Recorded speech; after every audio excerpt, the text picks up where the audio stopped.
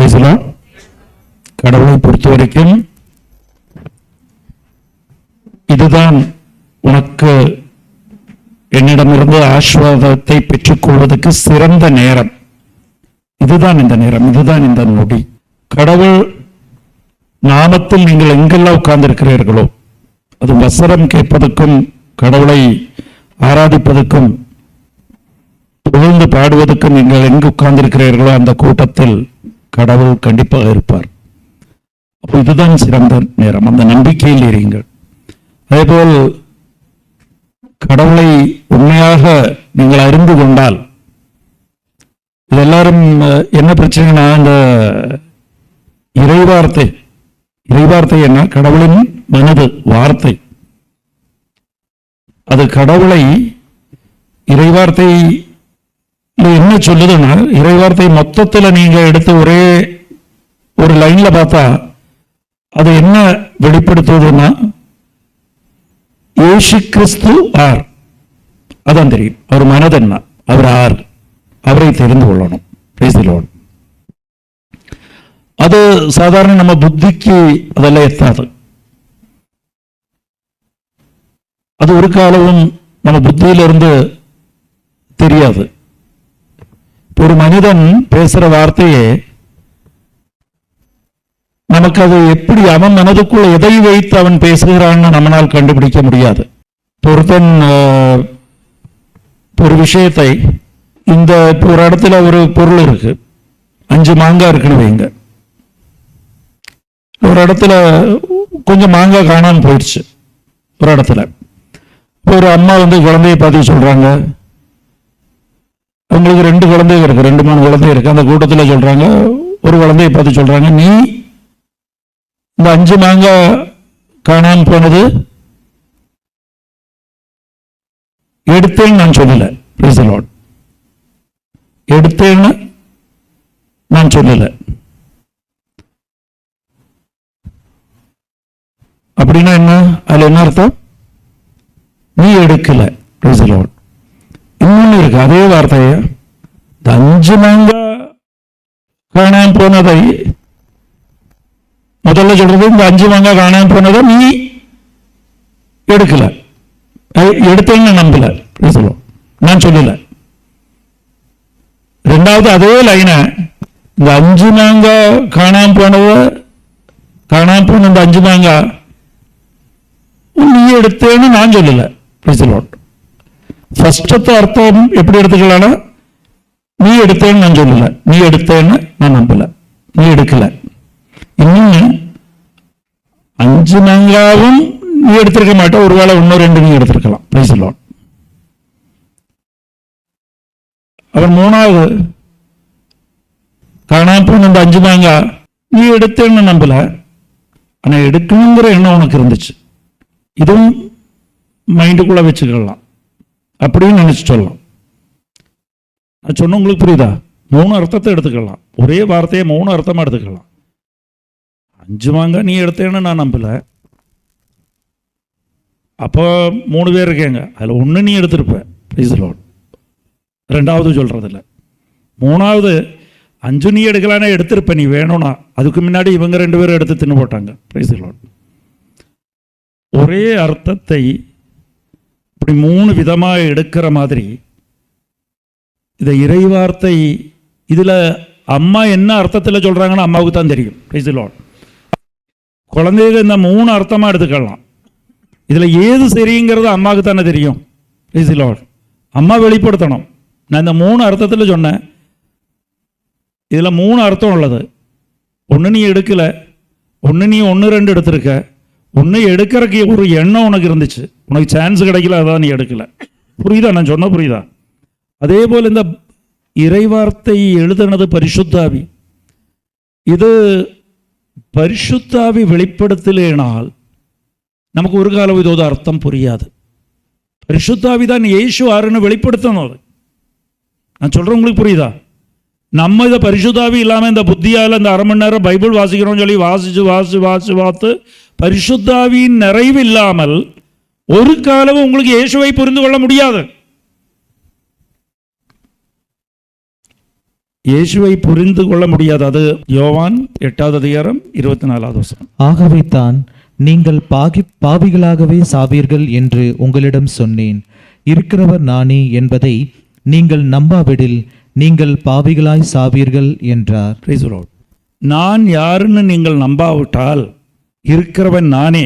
அப்படின்னா நான் யாருன்னு சரியாக நீங்க நம்பவில்லைனால் நான் யார், பலவங்க மனசுல பலதும் இருக்கு. நான் யாருன்னு சரியாக நீங்க நம்பவில்லைனால் நீங்கள் எதில் சாவீங்கள்?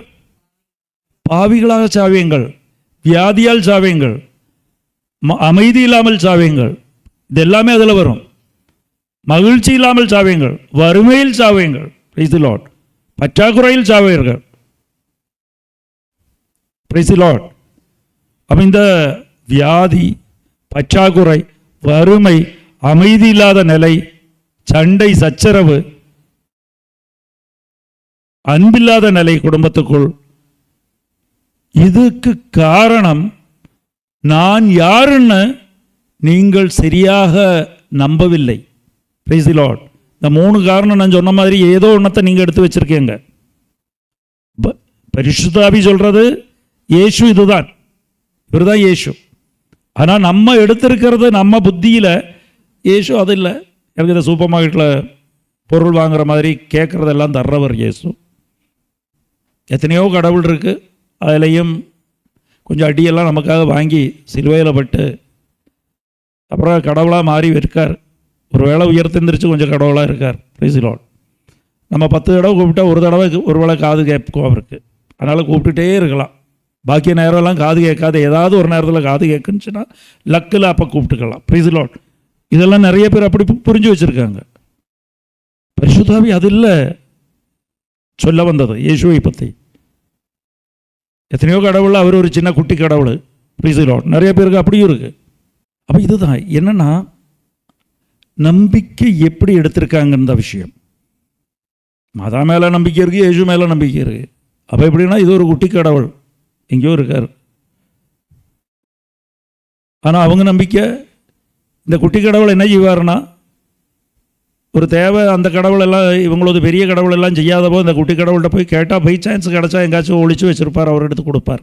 Praise the Lord. அதான் விஷயம். அநேகம் பேருக்கு இது கரப்ட் மைண்டு, ஒன்றும் செய்ய முடியாது அது. Praise the Lord. அப்போ இது நம்மள பலவங்களும் இயேசுவை தெரிந்து கொள்ளவில்லை. Praise the Lord. ஹல்லேலூயா.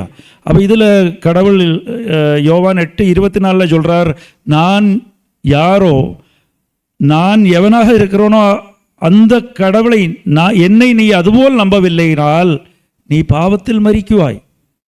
பாவத்துக்கு பதிலாக நீங்கள் என்ன வேணாலும் சேர்த்துக்கலாம். வியாதியில் மரிக்குவாய். அநேக பேர் வியாதியில் இருப்பாங்க, மன அமைதி இல்லாத நிலையில் இருப்பாங்க, மகிழ்ச்சி இல்லாத நிலையில் இருப்பாங்க, வறுமையில் இருப்பார்கள். அவங்க கடவுளை சரியாக அறிந்து கொள்ளவில்லை, இந்த பைபிளில் சொல்கிற வார்த்தையை தெரிந்து கொள்ளவில்லை. Praise the Lord. ஹல்லேலூயா.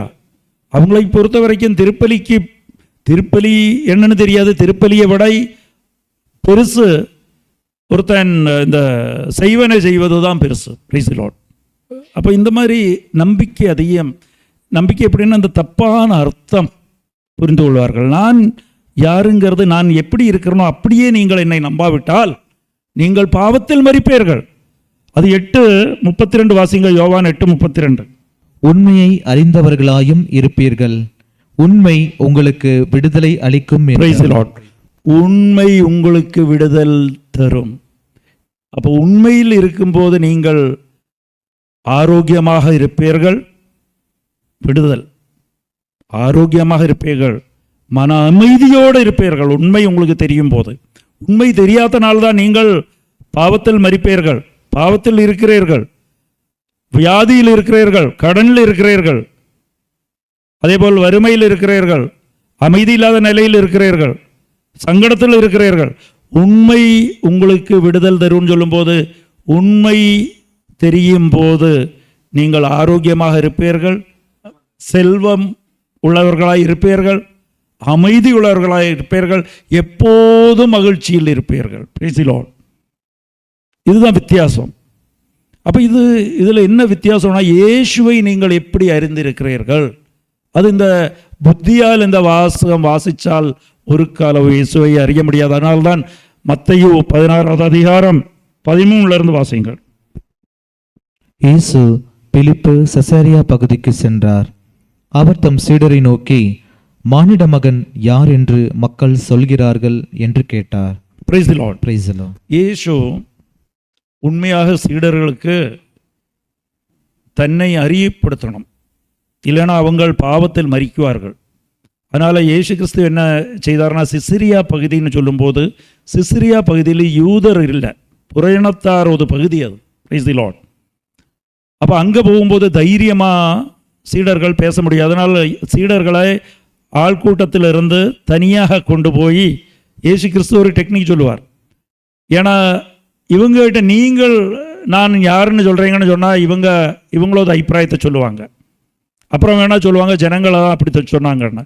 அதனால் என்ன செய்வாங்கன்னா, இயேசு கிறிஸ்து நான் யாருன்னு மக்கள் சொல்கிறார்கள், பிரைஸ் தி லார்ட், மக்கள் சொல்கிறார்கள், பிரைஸ் தி லார்ட், அது கேட்பார். அப்போ மக்கள் சொல்லும்போது இவங்க சொல்லுவாங்க, நீ ஸ்நாபக அருளப்பர், உயர் தெந்திரிச்சு வந்தா ஜெர்மியா, இறைவாக்கினர் நீயே அப்படின்னு சொல்லும்போது ஜெர்மியான்னு சொன்னால் மக்கள் சொல்கிறாங்க. அப்போது அதுக்கப்புறம் தான் மக்களோடு பகுதியை நிறுத்திவிட்டு அப்புறம் சீடர்கிட்ட கேட்குறார், நீங்கள் நான் யாருன்னு சொல்கிறீர்கள், பிரைஸ் தி லார்ட். இதுதான் விஷயம். முதல்ல மக்கள் சொல்கிறது என்ன, என்னை பற்றி மக்கள் சொல்கிறது எல்லாம் இவங்களை வச்சு சொல்ல வச்சுருவார். அப்புறம் இவங்க ஜெர்மியான்னு சொல்லியிருந்தா இயேசு சொல்லுவார், மக்கள் சொல்கிறத நீங்கள் நம்புறீங்களா? மக்கள் சொல்கிறத நம்பக்கூடாது இல்லையா, இயேசு சொல்கிறது தான் நம்பணும். Praise the Lord. ஹல்லேலூயா. இதில் ஒரு விஷயம் இருக்குது. மக்கள் சொல்கிறது, மக்கள்னு சொன்னால் மக்களுக்கு இன்னொரு அர்த்தம் இருக்குது. என்ன? உடலும் இரத்தமும். இந்த உலகம் சொல்கிறது இயேசுவை உலகத்தினால் கண்டுகொள்ள முடியாது, உங்கள் புத்தியால் கண்டுகொள்ளவே முடியாது. Price the Lord. அப்போ பேதுரு என்ன சொல்வார், சீடர் என்ன சொல்றார், சீடர் என்ன சொல்வார்? சீமோன் பேதுரு மறுமொழியாக, நீர் மெஸ்ஸியா, வாழும் கடவுளின் மகன் என்று உரைத்தார். Price the Lord. அதுக்கப்புறம் அதற்கு இயேசு, யோனாவின் மகனான சீமோனே, நீ பேறு பெற்றவன், ஏனெனில் எந்த மனிதரும் இதை உனக்கு வெளிப்படுத்தவில்லை. Price the Lord. இயேசுவை பற்றி ஒரு காலமும் இந்த உலகம் வெளிப்படுத்த முடியாது. நீங்கள் ஆறுகிட்ட இயேசுவை பற்றி சொன்னாலும் அங்கே அவங்களுக்கு அது புரியாது, புரியவே புரியாது. அது வெளிப்படுத்தணும்னா பரிசுத்த ஆவியினால் மட்டும்தான் முடியும். சீமோன் பேதுரு சொல்கிற வார்த்தை என்ன, நீ வாழும் கடவுளின் மகன். அப்படின்னா அந்த உலகத்தில், அந்த ஊரில், அந்த இடத்தில் மரித்த கடவுள் நிறைய இருக்கிறாங்க. Price the Lord. அநேகம் பேர் மரித்த கடவுள், அப்படின்னா இல்லாத கடவுளை வழி கொண்டு இருக்கிறார்கள், நம்பிக்கொண்டு இருக்கிறார்கள். Price the Lord. அப்போது பேதுரு என்ன சொல்கிறார், நீ வாழும் கடவுள், நீ உயிரோடு இருக்கிற லைவ். இது யார் வெளிப்படுத்துறது? இதுதான் உண்மை, இதை நம்புங்கள். Price the Lord. இதை நீங்கள் நம்பணும். வாழும் கடவுள் அவர். இது யாருக்குமே அந்த நம்பிக்கை இல்லாதனால்தான் இந்த திருப்பலியோட இந்த அருமை உங்களுக்கு தெரியாது. இந்த உண்மை மட்டும் உங்களுக்கு தெரிஞ்சிச்சுன்னா, பரிசுத்த ஆவியால் நிறைந்து அது இன்னைக்கு உங்களுக்கு கிடைக்கும். Price the Lord. பெண்டகோஸ்ட் அன்னைக்கு இதுதான் நமக்கு தேவை. வாழும் கடவுளின் மகன், அந்த உண்மை மட்டும் தெரிஞ்சா, கடவுள் வாழ்ந்து கொண்டு இருக்கிறார், அதுதான் உண்மை. அது யாரும் வெளிப்படுத்தவில்லை, கடவுள் வெளிப்படுத்தினால் மட்டும்தான் உனக்கு தெரியும். பரிசுத்த ஆவியால் தான் தெரியும். இப்போ பரிசுத்த ஆவியால் எப்போதும் நிறையணும். ஹல்லேலூயா. இந்த கடவுளோடு அருமை நீங்கள் அறிந்து விட்டால், பிரைஸ் தி லார்ட், ஹல்லேலூயா. 1 கொரிந்தியர் 2வது அதிகாரம் 7-9 வரை வாசிங்க. வெளிப்படுத்தப்படாமல் மறைபொருளாய் இருக்கும் இறை ஞானத்தை பற்றியே நாங்கள் பேசுகிறோம். அது நாம் மேன்மை பெற வேண்டும் என்னும் நோக்குடன் உலகம் தோன்றும் முன்பே கடவுளின் திட்டத்தில் இருந்தது. இவ்வுலக தலைவர்கள் எவரும் அதை அறிந்து கொள்ளவில்லை. அறிந்திருந்தால் அவர்கள் மாட்சிக்குரிய ஆண்டவரை சிலுவையில் அறைந்திருக்க மாட்டார்கள். ஆனால் மறைநூலில் எழுதியுள்ளவாறு, தம்மிடம் அன்பு கொள்கிறவர்களுக்கென்று கடவுள் ஏற்பாடு செய்தவை கண்ணுக்கு புலப்படவில்லை, செவிக்கு எட்டவில்லை, மனித உள்ளமும் அதை அறியவில்லை. Praise the Lord. Praise. இந்த லைன்ல என்ன கடவுள் சொல்றாருன்னு புரியுதா இருக்காதோ? கடவுள் ஏற்படுத்தியது யாருக்காக? அன்பு செய்கிறவர்களுக்கு. அது கண்ணுக்கும் தெரியவில்லை, செவிக்கும் கேட்கவில்லை. அது என்னது? என்ன கடவுள் அன்பு செய்கிறவர்களுக்காக என்ன செய்திருக்கிறார்? அது கடவுள் நமக்கு கடவுளை உண்மையாக அறிந்து கொண்டால், நான் சொல்கிறதுக்கு கவனமாக கேளுங்க, பெண்டகோஸ்ட் அன்னைக்கு இதை புரிஞ்சு கொள்ளணும். பரிசுத்தாவி இது இந்த தாகம் இருந்தால் தான் பரிசுத்தாவி உங்களுக்கு நிறையும். பரிசுத்தாவி சும்மா பொருள் வாங்குறதுக்கு ஏதாவது உங்கள் கடனை தீர்க்கறதுக்கு இல்லை. இயேசுவை உண்மையாக அறியணும்னு ஆசை வந்துச்சுன்னா அப்போ நிறையும். அப்போது நீங்கள் போய் இந்த இங்கேலாம் இதெல்லாம் கேட்டுட்டு இருக்க வேண்டிய தேவையில்லை. இல்லை, பிரைஸ் தி லார்ட். எனக்கு அது வேணும், இது வேணும், இந்த பிரச்சனை தீரணும், எனக்கு இந்த வியாதி மாறணும். எத்தனை பெரிய கேன்சர் வியாதியாக இருந்தாலும் உங்களுக்கு அங்கே ஸ்பாட்டில் மாறும். Price the Lord. ஸ்பாட்டில் மாறும். உங்களுக்கு என்ன கடன் இருந்தாலும் அது தீரும். அதுதான் கடவுள் ஏற்படுத்தி இருக்கிற உங்களுக்கான கொடை. Price the Lord. கடவுள் ஏற்படுத்தி இருக்கிறது ஆறு இயேசு மீது நம்பிக்கை கொள்கிறவர்களுக்கு மட்டும்தான் அது. ஹல்லேலூயா. அது இல்லாமல் அது சொர்க்கம் கிடையாது. எல்லாருக்கும் தோணும் இது கண்ணுக்கு புரியலை, தெரியல அப்படின்னு சொன்னால் கடவுள் மரணத்துக்கு அப்புறம் நமக்கு இறையாட்சியா சொர்க்கமோ வச்சிருக்கிறார். இல்லை, இந்த உலகத்தில் கடவுளை உண்மையாக புரிந்து கொண்டால் உங்களால் சந்தோஷத்தில் நிஜமாக சொன்னால் அட்டாக் வந்துடும். Price the Lord. ஒரு 1000 கோடி ரூபா இல்லை, 10,000 கோடி ரூபா லாட்ரி அடித்தா சிலவனுக்கு வறுமையில் பட்னி கிடக்கிறவனுக்கு ஒரு ஃபீல் வரும்ல. Price the Lord. அதுதான் கடவுளின் மாட்சி உங்களுக்கு இன்னும் தெரியவில்லை. Price the Lord. உங்களுக்காக கடவுள் என்ன நன்மை வச்சிருக்கிறாருன்னு, உயிருள்ள கடவுள் உங்களோடு இருக்கிறது உங்களுக்கு தெரியவில்லை.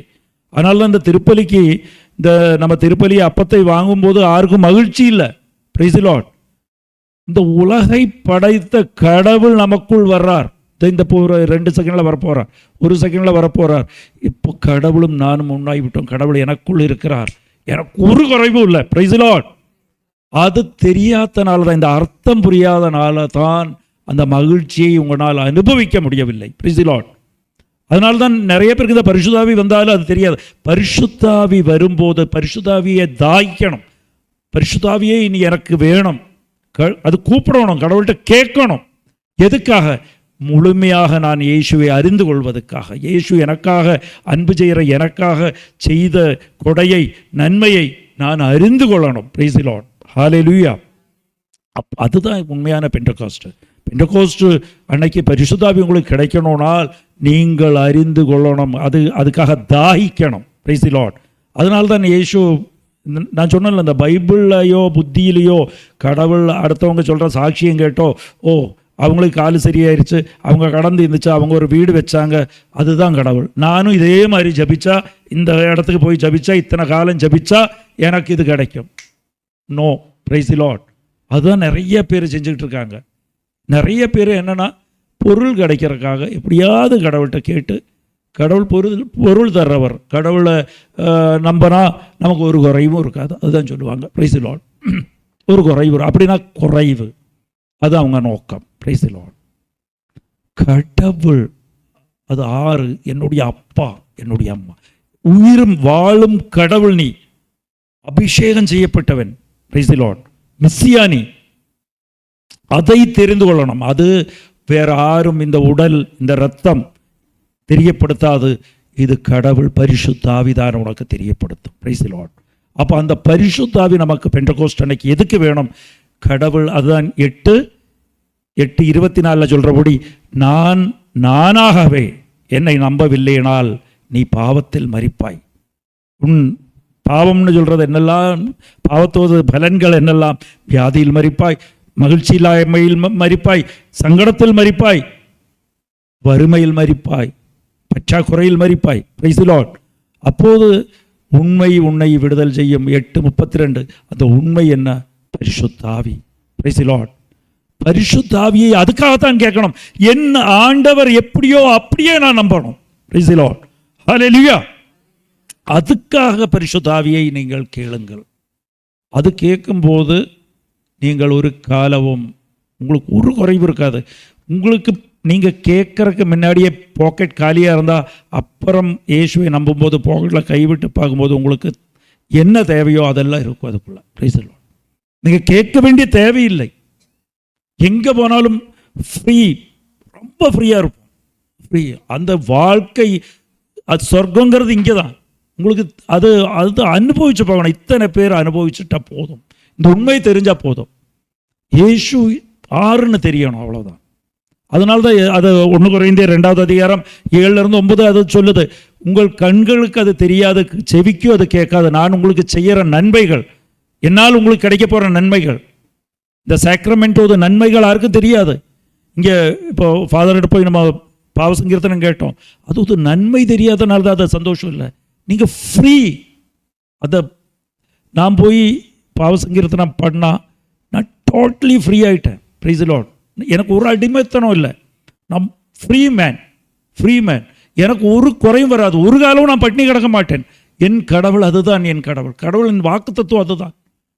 நான் எதுக்கும் பயப்பட வேண்டாம். Price the Lord. ஆனால் எல்லாருக்கும் இந்த பயம் இருக்குது.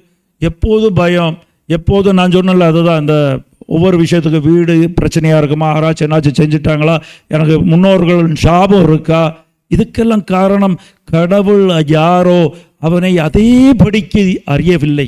அதனால் நீ சாபத்தில் மரிக்குவாய். Price the Lord. அடிமைத்தனத்தில் மரிக்குவாய்.